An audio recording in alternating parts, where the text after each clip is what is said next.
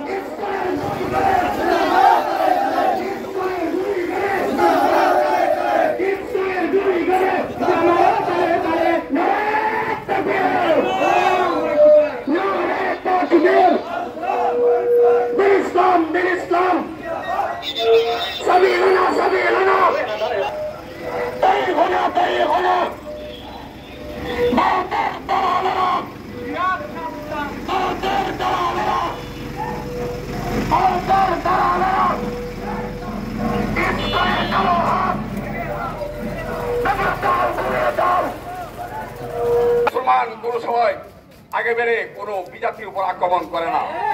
দেশের জাতীয় পতাকার উপরে ইসকনের পতাকা লাগিয়ে রাষ্ট্রদ্রোহী, সেই জন্য এটা আন্তর্জাতিকভাবে একটি সন্ত্রাসী।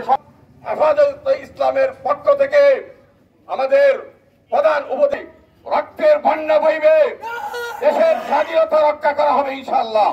থাকতে পারবে না, ঠিক না? ইসকন পালাতে হবে।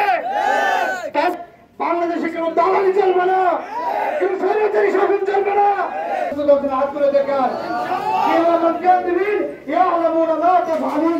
আমার বক্তব্য পর্যন্ত শেষ। আল্লাহ তাআলা সবাইকে সঠিক বুঝ দান করুন।